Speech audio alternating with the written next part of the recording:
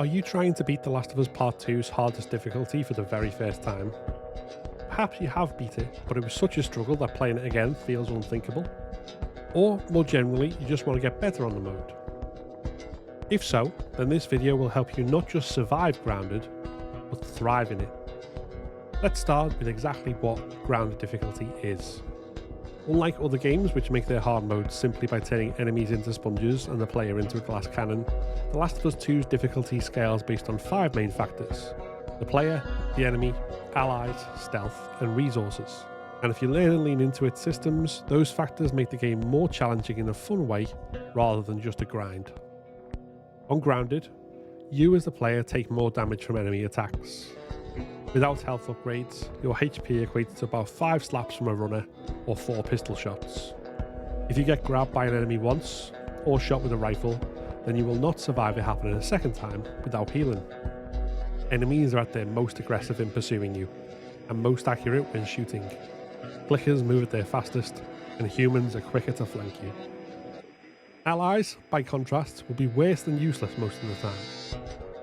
You can use them to your advantage. For example, if you stay in stealth and they have a clear run to the last enemy while you kill the one before, they often do a stealth kill. But more often they'll miss their shots, get grabbed and need saving, or even get themselves alerted on. While you're in stealth, enemies are more vigilant and there's no grace period or warning audio cue when you get in their line of sight. If you reload too close to them, they will hear it. You also cannot grab them from the front, as some other difficulties allow. You have to grab them from behind, or in certain circumstances behind cover. And of course, ammo and crafting resources are at their scarcest. Enemy drops will only occur when you are below specific thresholds, and getting the loot you need depends on knowing where to go for it and using it wisely. Beyond that, on Grounded you won't have listen mode. Enemy awareness indicators and prompts to dodge or grab are off by default, and you don't have a HUD to show your remaining health, how many bullets are loaded in your gun, the remaining durability of a silencer or melee weapon, or whether you have an arrow stuck in you that you must remove. The lack of a HUD and other indicators is probably Grounded's most intimidating aspect, so let's deal with that first. To keep track of your health, you have a number of indicators. Red effects on screen, whether Ellie or Abby are acting wounded, whether you can heal or pick up snacks, and the colour of the glow around the touchpad on the PS5 version. You can be in the green, or rather blue for Ellie, yellow for Abby on the touchpad, without being at full health. But the game will show a full icon on snacks if you are at full health, and when you try to use a heal, you will switch to your gun instead. These indicators take some getting used to, and a familiarity with the game. So paying attention to them is crucial, as is noting what type of damage you take and getting used to what that means for your health. The pill upgrades to max health can also heal you a bit if you aren't at full health. You will also be restored to full health at a number of points in the game, mainly the start of a new day, or a new section after a flashback, but also in scripted moments such as once Abby's hammer breaks to end the stalker fight. Without listen mode, keeping track of enemies means 3 things. 1. Moving the camera frequently to check all angles you can be flanked from. 2. Listening to their conversations, both because the sound will give you an indication of their distance and direction, and because they will telegraph their own movements. I would recommend having subtitles on for combat as well as story dialogue, as it will show the dialogue of even out of earshot enemies if they're announcing that they heard something, or have lost you, etc.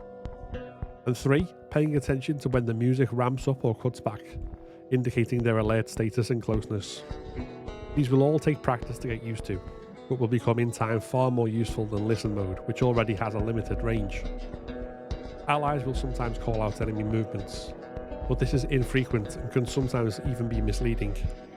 For example, they may get excitable because an enemy has a shotgun, but it doesn't necessarily mean the enemy is all that close or even coming your way. Pay attention to it, but trust your own senses and surroundings more. Once you're in combat encounters, there are more scenarios where you can get away with making it to the exit than where you absolutely have to kill every enemy. This can still be tricky, as enemies will alert when you sprint, or when you kill one of their own with a strike rather than in stealth, or even if you peek at the wrong moment. But plenty of seemingly insurmountable areas have routes that players have worked out for maximum resource efficiency. I covered most of the combat tips in my last guide video, and they apply to Grounded as well as any other difficulty. but especially on grounded, using bottles or bricks to stun enemies, breaking windows to lure them close, or firing an arrow to draw them away, and getting leg stuns with pistols to allow a melee strike and saving the ammo you'd otherwise use in a more drawn out firefight are all extremely useful here. Check out that full video for more explanation of these tactics, how they work, and the nuances of different enemy types. As well as that, even if you have no intention of ever speedrunning the game, it can be useful to get to grips with a speedrunning tactic called prone diving. This allows you to move faster than a crawl and without forcing a harder layer by sprinting, while staying relatively low. The basic prone dive is achieved by, while holding forward and having the camera facing in the direction of movement, hard pressing sprint and crouch together. This will make your character throw herself to the ground. If she's already prone, she will leap up slightly and dive down again, propelling you forward. It's also easy enough to adjust the camera during the fall animation to allow for turning, as long as you don't shift too far in one go. The other kind of prone dive, known as the silent prone dive, involves keeping sprint held and instead double tapping crouch, with the second tap becoming a hold. Your character will stay a bit lower with each leap, and there is less of a risk of the moment where you jump up causing an alert. Though this risk is only slight, it is real the closer you are to an enemy. It is harder to get to grips with, however. Prone diving isn't foolproof. You can be seen if the enemy looks and your leap brings you above cover, but it can help you get away from a dangerous spot fast, which ties into the tactic of getting out of harm's way fast after alerting. You can sprint until out of sight, but because the enemy will still hear that and know your location, from that point the prone dive can take you completely out of their field of awareness, and fast.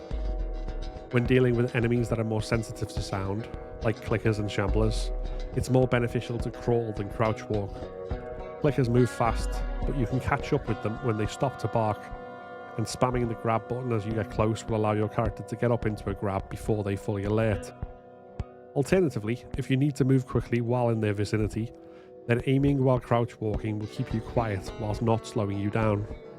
Just don't get too close to them while doing this, as it won't let you get right up to them for a stealth kill.